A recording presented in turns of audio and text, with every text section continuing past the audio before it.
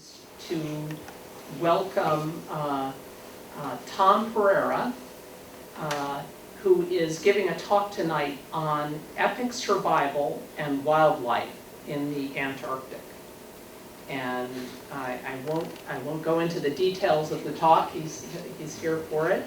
But Tom is a retired Columbia University professor who hunts for and restores German Enigma machines, travels widely with his wife, and gives talks on his travels as well, which he's doing tonight.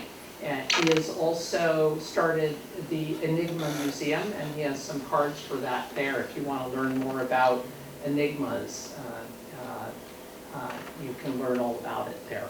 So please welcome Professor Tom Perera. Well, welcome and thank you for coming. As Chris said, my main focus is on the history of the Enigma machine. I'm working right now on putting together a talk on the role of the Enigma in the Holocaust.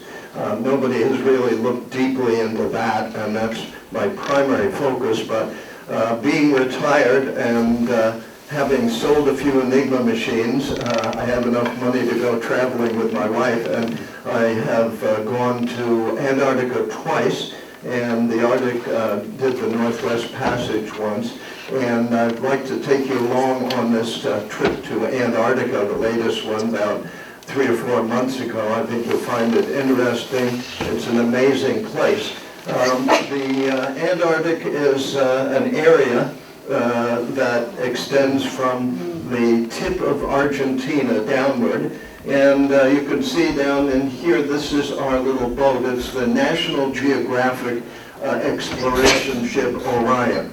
And I've been traveling with National Geographic for many trips. They're really extraordinary in that they have academics and researchers on board who give you a lot of information about what you're about to do each day. And you learn a great deal, as well as having some wonderful adventures. So there's our ship down there, sort of dwarfed by a lot of the typical cruise ships that hang around, but we don't usually go down into the deep Antarctic.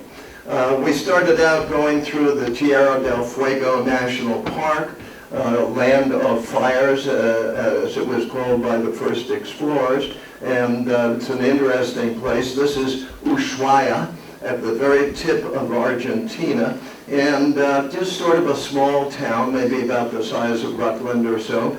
But the thing that caught my attention immediately was the fact that it is surrounded by shipwrecks. Shipwrecks all over the place. If you look down at the lower part of this slide, every one of those little red things is a shipwreck. And that should let you know that the Antarctic is not a good place for shipping, for traveling. It's very dangerous. The storms are epic in many ways. Indeed, I went to the local museum. And the museum, normally museums have nice little models of ships and so on. This museum had models of shipwrecks. And that was a bit of a surprise. Here's this one, dioramas of shipwreck, shipwreck, shipwreck, shipwreck. Everything was a shipwreck. And so you get sort of to wonder, maybe I shouldn't be doing this. And if you notice down in the lower right corner, normally sailors who are out for a long time build ships in bottles. Well, this is a shipwreck in a bottle. And you see that thing? And this is all built inside a bottle. So that was an interesting introduction to the trip.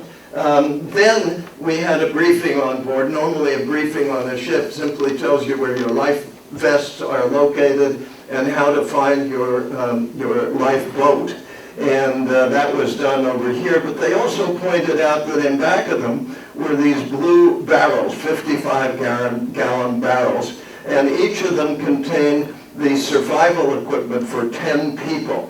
And this was the survival equipment over here. And one of the big problems in both Arctic and Antarctic exploration is that there aren't a lot of boats around to save you if you get in trouble. So the idea is to have enough material on board so that you can survive for weeks at a time before you get rescued, if you get rescued. So we were on our tips and toes about this, wondering how dangerous it actually was. I personally am a sailor, many, many years of sailing, and I look forward to rather hefty weather. I've never been in a 30, 40, 50-foot sea before, and I was sort of hoping that the passage would be like that. My wife was definitely not hoping for that. The first trip was really boring. I think we got up to maybe 10-foot seas, maybe 5 or 8 years ago, and so I was hoping for a little weather this time. This is the course of the trip. We started out in Ushuaia, went up to the Falkland Islands. We had not been to the Falkland Islands, didn't really know what to expect with the Falkland Islands. We knew there was a war there, but not much more about it. Then over to South George Island, which is here, by way of the South Orkney, Elephant, and the South Shetland Islands down to the tip of Antarctica, Deception Island, and all of the ice down there. So let me take you on this trip and answer any questions. Feel free to stop me in the middle if you have any questions. We pulled into a little cove in the Falkland Islands. It was amazingly beautiful. And before we were allowed to go on shore, there was the chore of washing our boots. The National Geographic is extremely careful about not introducing any foreign microbes into a particular environment. And so they made sure that we washed our boots and our walking sticks in a solution that would disinfect them and prevent us from bringing anything not naturally occurring in that area. We started walking up a trail about a mile or mile and a half from the boat. The boat is down in there. And we came to an area just in the middle of the grass. There was this rocky area, and it seemed to be just covered with birds. And there were birds flying at us looking very angry, and there were tons and tons of birds. When we looked more closely, it turned out that the birds were albatross, and they were absolutely magnificent. There were a number of people on board who were bird enthusiasts and really enjoying this. And we also found penguins, little rockhopper penguins called macaroni penguins. And they're the cutest looking little things, absolutely adorable. You could just sit there all day long and watch them hopping around and interacting and taking care of their eggs. It was just an amazing and wonderful, magical place, really. All sorts of other types of penguins and other types of penguins, and so we then continued walking along the area of the Falklands where we landed, and we found one of the very few farms. And we went up to this farm. The farmer was quite a man. You don't want to mess with him. That's a Falkland Islander from the day go. And he showed us the kinds of things that he had to do in order to survive, one of which is digging peat out of the peat bog. And the peat is used for heat. And here he is digging these blocks of peat out. And here he is feeding the peat into his stove, and that's how they heated and how they cooked down there. He also took us out to his sheep farm and demonstrated shearing of sheep, and he managed to have all the fur off that sheep, or whatever it is, in about 1 minute. It was amazing. He just went zip, zip, zip. As though he was in a contest, and the animal was quite happy through all of that. It didn't complain. I guess it happened before. The Falklands are very exposed, and the storms are absolutely epic down there. And some of the storms, since the Falklands are quite low, are strong enough that they actually come over the land, and if a ship is unfortunate enough to be nearby, the ship itself can be carried right up over the land and into an inland sea. And this is an example of a shipwreck. Was brought in, I think they said it was about 80 years old, and the ship had simply been washed over the land and into this area of the Falklands. There were a lot of guns on the shore, not only from the Falklands War, but also from World War II. There were a number of gun emplacements from World War II in the Falklands. And one of the big problems was that there were still a great many landmines. And landmines are extremely dangerous, so there were areas that tried to clear all the landmines out of the Falklands, but there are areas that we were not allowed to go into because of real danger of being blown up by these mines. Of course, when we got back on the ship, we had to disinfect again so that we wouldn't bring any Falkland Island microbes in to contaminate the ship. And off we went, sailing off to other parts, and specifically to South Georgia Island. This was our first iceberg. It's rather an amazing thing to see an iceberg out there. They are impressive, they are scary, they have their own little weather patterns sometimes. Quite fascinating. Did not spend a lot of time studying icebergs, but we enjoyed looking at them. And we did come eventually to a landing on South Georgia Island. And South Georgia Island is a very isolated area, as you may have seen from the map. Our landings were almost always so-called wet landings, which means the Zodiacs would be powered up to shore, and we would hop off and walk through the water to the land. We had hip boots that would keep us from getting too wet in the process. Once we got on shore on South Georgia Island, the wildlife was absolutely amazing. Some of the stuff that I was showing before I started the talk was taken at South Georgia Island. Penguins and seals were just in tremendous profusion. The seals are very interesting looking critters. This is an elephant seal, a very strange looking guy. And this is a baby that had just been born fairly recently. Another seal lying on his back and enjoying the sun, and still another seal. Just, you want to cuddle them, and there's a definite rule. You do not go within 10 feet of any wildlife so as not to disturb their environment or disturb them. But it's okay if they come up to you. So you stand there and, come on, seal, come on up to me. The penguins were incredible.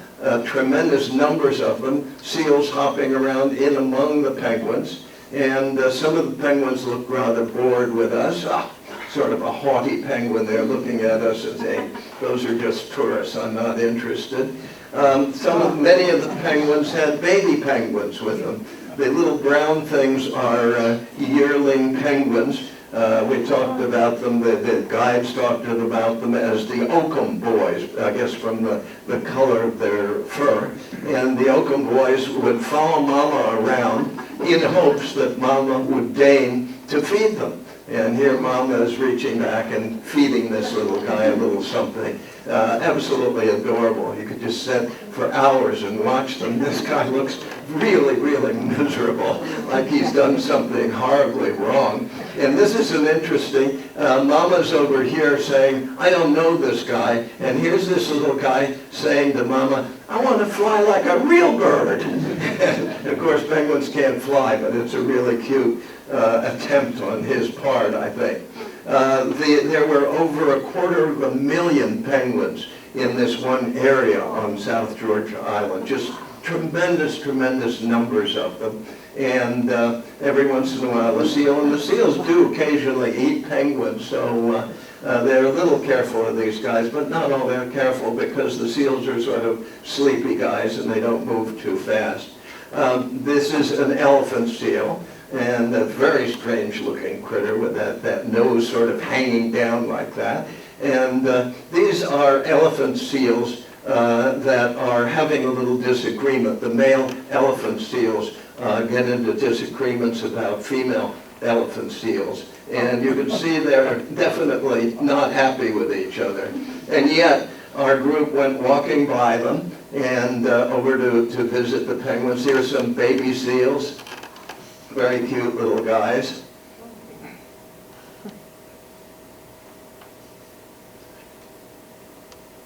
Lots of fun to watch. You could just curl up and watch this forever. This is an interesting situation. These vats are old seal oil boiling vats where the seal oil was boiled before being shipped out. And the seals came over and would just sort of hang around these vats. Maybe they sensed that was where some of their ancestors had been boiled and taken away.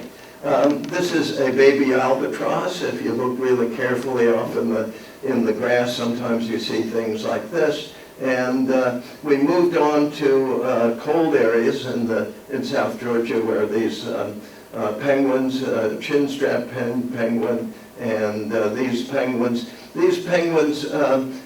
built nests with tiny little rocks, and there was great competition among penguins for who had the most rocks. And this penguin over here, when this one wasn't looking, would reach over and steal a rock from here and put it on her pile. And then this guy would come over and steal a rock from there. And it's just fascinating to watch them trying to build up their nest at the expense of the other penguins. Further on to an area in South Georgia called GRYTVIKEN, which was a whaling site, a whaling station, and some of the leftover material from the whaling station. This is a whaling boat with a gun that they used for harpooning whales, a harpoon gun. And here's a picture of the station in operation in the 1950s. And you can see a large whale here being dragged in, and they would skin it and take the blubber and boil it down and get whale oil. And on this island, Shackleton was buried, so we went over to his tombstone and we raised a toast to Shackleton and his adventures and his life. And that brings us to the Shackleton voyage, and this is a real epic of survival. On October of 1914, Shackleton and his boat and his crew reached South Georgia Island, where we were standing. And they provisioned there, and they were going to go down and explore Antarctica and come back to South Georgia Island. Well, they left on October 14th, and they entered the pack ice on December 7th of 1914. Christmas was spent down here. The Endurance crossed the Antarctic Circle down here, and then they started getting into trouble. They were in heavy pack ice, and they would make various diversions to try and move through this ice. But at this point, at the very bottom of the screen, the Endurance became stuck in the ice in January of 1915. And the boat was unable to move, so it had to drift with the pack ice, and this is the course of the pack ice during that time. And it was from January of 1915 to October of 1915 when they got up to here, and the Endurance eventually was crushed by the ice, and it sank in November of 1915. After the Endurance sank, the men got out and they got into 3 lifeboats on the ice and lived in these lifeboats, and the lifeboats followed the pack ice up to here, at which point they decided they were going to try and set out for South Georgia Island.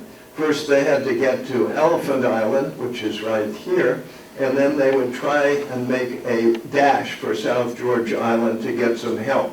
So on April 24th of 1916 we are now, that's a very long time after they set out, they took off in a lifeboat named the James Card, and they followed this course, and they ended up back on South Georgia Island, but they ended up on the wrong side of the island with completely uncharted, humongous mountains between their side of the island and the whaling station. So let's look at a few pictures here. This is a model of the Endurance as it looked before it was crushed, and a picture of Shackleton. And here is a picture of the Endurance caught in the ice, but not yet crushed, and it simply drifted all that distance that you saw, trapped in the ice like this, and then the ice started pressing in on it, and eventually it just destroyed the ship, and these are pictures of it. The men took the lifeboats off the ship, dragged them across the ice, and lived with these lifeboats as the ice moved further north. And then they decided they were going to go to Elephant Island in the lifeboats because they thought that that would be a reasonable place to winter over or to survive on their way to South Georgia Island. Elephant Island was not much to live on. It was literally rocks with surrounded by the ocean and high waves. Down in the bottom view here, you see a picture of the inside of an inverted lifeboat. Two of the lifeboats were turned upside down, and the men lived in there, and the third one set off for South Georgia Island. We made a pass by Elephant Island. It was not possible to make a landing there. The weather was too rough, but that little area there is where 21 men survived for 105 days, if you can imagine, 105 days with what, maybe 2 feet or maybe 6 feet of clearance between the water and their lifeboats. This was the second location. They landed at one spot and it was inhospitable. They chose this one instead. I don't know what that first one must have been like. Amazing. Anyway, the picture of the men who were on this Elephant Island, and there is now a monument on Elephant Island. They survived by eating penguins. You see all the penguins over here, and this is a monument for, that's the area where they survived for that length of time. The James Caird took off for South Georgia Island. This is a picture of the boat. There was a photographer on board, so all of this was pretty well recorded by the photographer. This is the departure of the James Caird for South Georgia Island, and everybody waving goodbye and saying, please come back quickly and save us. And the artist's rendition of some of the seas that the James Caird had to sail through on its way to South Georgia Island. The people on the lifeboat had to climb over these mountains, and there were no maps. It was completely unsurveyed, so they had to just rough it all the way over those mountains and down. Eventually they got to this whaling town that we saw, GRYTVIKEN, and they were able to get a tugboat here to come back to Elephant Island and save the people. These are people on Elephant Island waving, hello, thank you for coming and saving us, and an actual photograph. There's a painting and a photograph of the appearance of the tugboat down there. When they arrived at South Georgia Island, it looked about like this, sailing ships, and the picture taken in South Georgia Island at about the time when they arrived there, 1916, 1917. And this is the way it looks today. And we were able to land there, as we saw, and we were able to explore. It's sort of a museum. It's a rusty museum, you might say. Here's some whale bones that you see on the ground. Some of the whaling ships are just tied up there, rusting away. The church has been preserved, and some of the incredible machinery that was used for boiling down the whale blubber and changing it into whale oil was on display, rusting away also.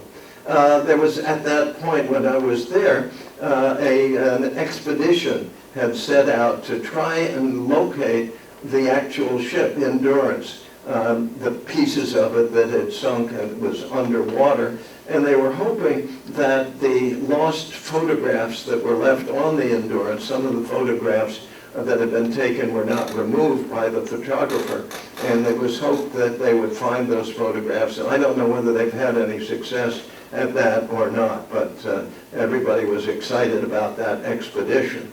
After that, we set off to explore some of the icebergs. We never did go under one of these arches. It's just much too dangerous.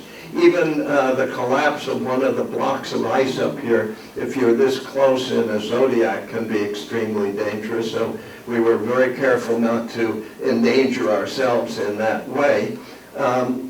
We did, however, cruise through a lot of ice. And this is a large pack ice field, quite amazingly large. And we were cruising along this field, and all of a sudden the captain got on the loudspeaker and said, brace yourselves, brace yourselves. Now, that's not the kind of thing you want to hear on a ship.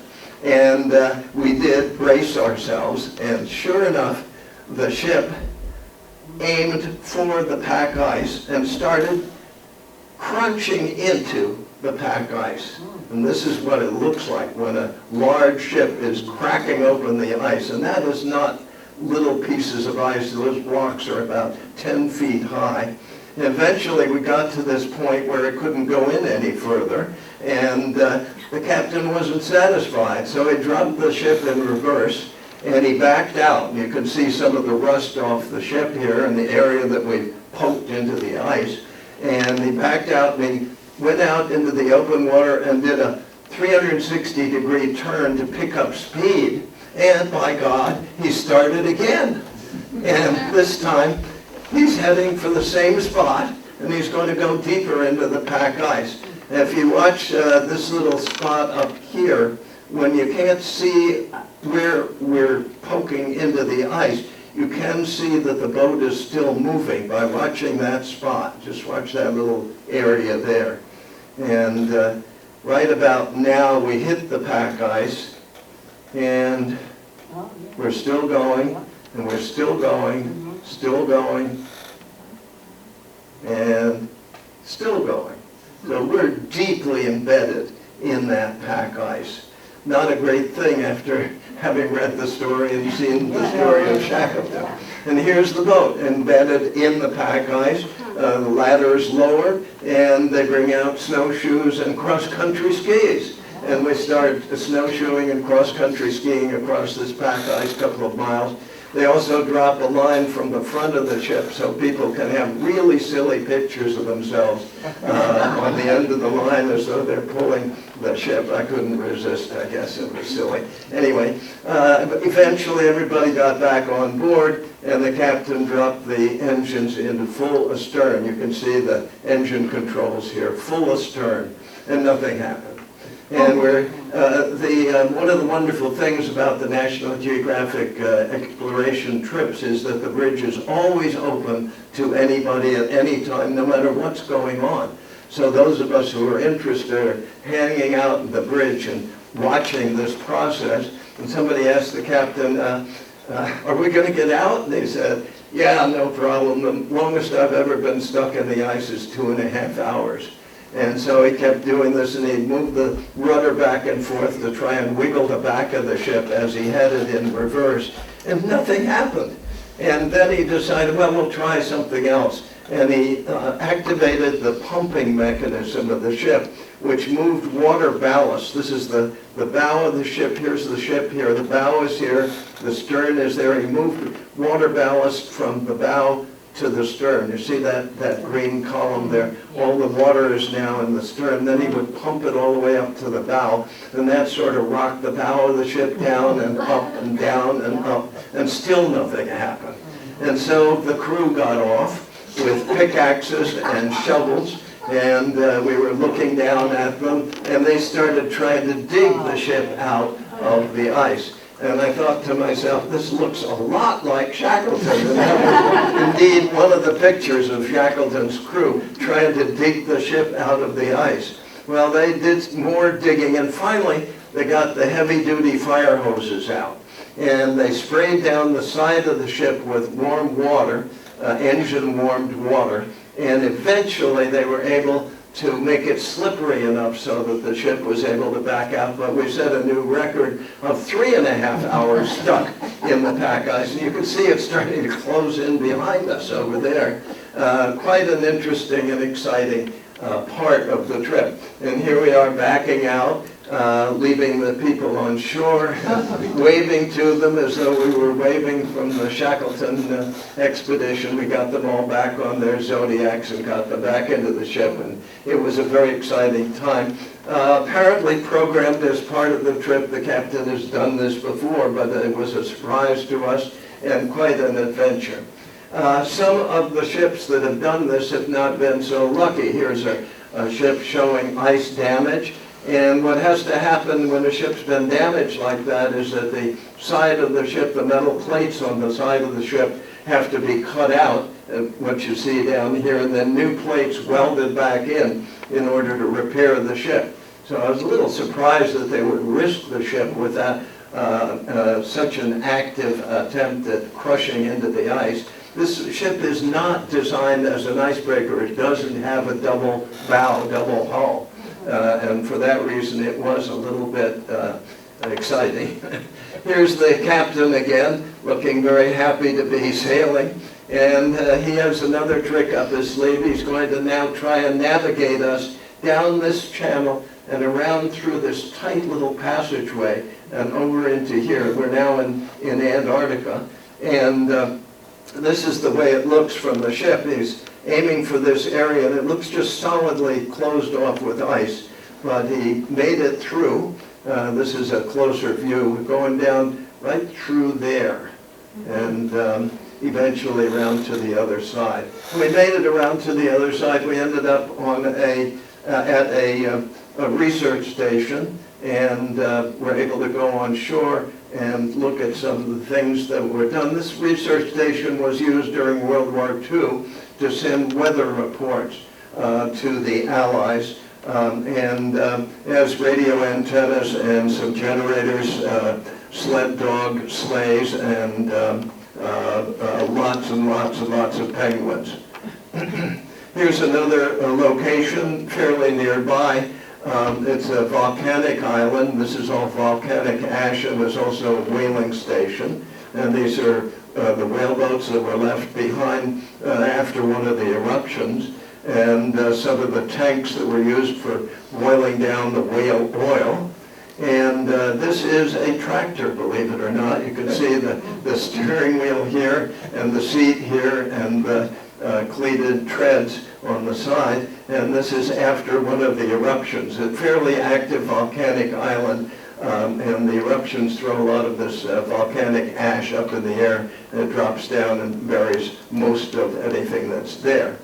Off we went sailing around the icebergs using zodiacs, and then the crew got out the kayaks, and we all got into kayaks. They had a zodiac equipped with a radio direction finder, so that if a kayak became lost, or if they didn't know where it was, they could locate it. And each of the kayaks had a beacon, so it could be located. It was quite exciting kayaking among the icebergs. We were, of course, instructed not to go under anything that might fall on us, but it was quite a trip, very, very interesting. The penguins would swim alongside and sort of look at you curiously. The one thing that you did not want to see when you were kayaking in the Antarctic was a leopard seal. Leopard seals are extremely aggressive and very, very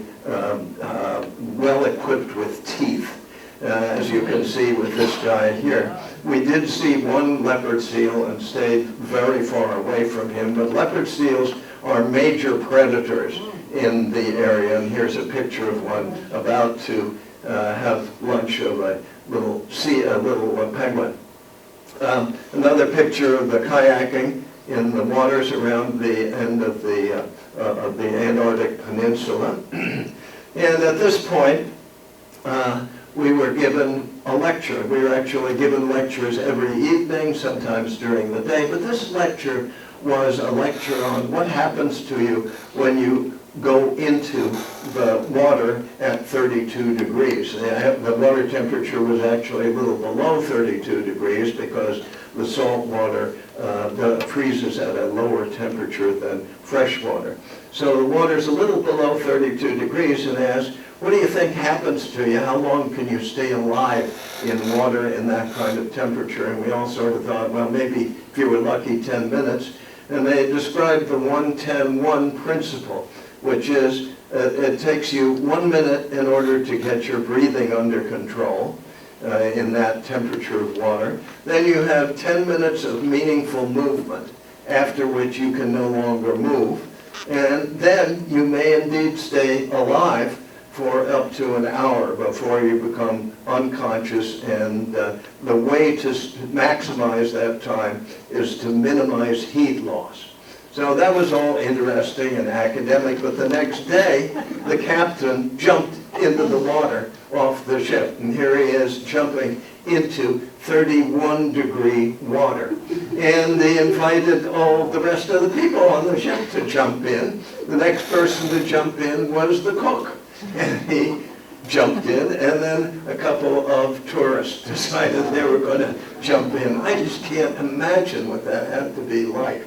I didn't want to try it, but it was an amazing experience. Has anybody ever tried jumping into really cold water? Any of you polar bears? Yes? How bad is it? Painful? I'm still here. Okay. How long did those tourists or the captain? They got out as quickly as they could. There were a couple of rescue boats, and I would say that they were in the water for less than a minute. We also had scuba divers on board, and although I didn't show all of the stuff, the kinds of fish and things that you see on the bottom in Antarctica are different from many of the things that we're used to seeing as divers. And this one particularly looks very prehistoric, sort of crawling along the bottom, quite an interesting critter. Another lecture talked about how deep various animals can dive in the water, not freezing water, but just in general. And humans are able to dive at the moment, free diving, somewhere around 420, 450 feet. The orca, which is a killer whale, can go down to 850 feet. The leopard seal that we saw, the big predator, is able to go down to 997 feet. The emperor penguin is able to go down to 1,755 feet. And the thing that is amazing, a sperm whale can go down to 7,380 feet, a mile and a half. The thing that amazed me was that the elephant seal, those silly-looking elephant seals that we saw on the shore, are able to go down, and they've been found at a depth of 7,835 feet. If you can imagine one of those monsters getting down there and getting back alive, it's just beyond imagination. Next part of the trip was heading home in the Drake Passage, and the Drake Passage is a very exposed area of sea, exposed to weather, exposed to major waves, and we were able to use a satellite indication of our voyage and what it was going to be like. We are located right here, and our goal was up here. And all these areas of sort of purple, this is good weather, but all these areas of purple are sort of coming our way. They're going to cross over on the course of our trip. And sure enough, I was able to finally realize my goal of getting into, in this case, 30 meter seas. It's quite hefty. And the ship was designed with a stabilizer that was meant to keep it vertical, and the stabilizer was unable to keep up with the seas. There's a picture of the ship, and way down at the end of this picture, my wife took this picture, is me giving a lecture on enigmas. The first time I've ever had to warn people to hold on to their chairs when they listen to me. One of the Zodiacs broke loose during this trip, and the recapture of the Zodiac and loading it back on board was a major experience. Some picture of typical bow crashing into the waves, nothing very spectacular there. And eventually we ended up back in Ushuaia. The trip itself then covered this from Ushuaia up to the Falklands, and then over to South Georgia Island, and down to Elephant Island, and then down into the Antarctic Peninsula, the area down in here, and then this trip up through the Drake Passage back to Ushuaia. And that's what I've got for you. I hope you enjoyed traveling with me, and I'd be happy to answer any questions that you have. Yes, sir. Did you say 30 meters seas? I think I'm wrong, 30 feet seas, yeah, yeah, yes. With all the penguins that we see in this photograph and elsewhere, is there any concern about overpopulation of the penguins in that area? I don't think so. Nobody seemed to be concerned about that, and they were talking a lot about the problems of global warming. The penguins seem to be self-regulating because there are a tremendous number of predators around. All those fur seals were capable of eating penguins, and of course the leopard seals would get the penguins, so it's sort of self-regulating, I think. We have a man here who was involved in setting up heating systems in, was it Antarctica? Yeah. In Antarctica, and just explained to me that the diesel fuel that would normally be used for heaters couldn't be used there because it gels in the extreme cold temperatures, and they used diesel fuel for that and for heating that area. Anything else that, yes? Who owns St. George Island? I don't know. Which area were you asking? Well, you, wasn't one of the islands you went to? Yeah, the George? Falkland Islands are No, owned, no. that in itself is a controversy between Argentina and Chile, I believe, and England maybe. South Georgia. The South Georgia Island, I don't know who owns it. Yes. The Shackleton expedition, how many started and how many finished? The amazing thing is that exactly the same number started as finished. And that is extraordinary because of what those men went through. And I can only attribute that to Shackleton's leadership. Somehow he kept people from going crazy, and he managed to deal with small medical problems that arose, and not a single person died, which is just, to me, amazing. Yes? Well, that's sort of true, but not exactly true.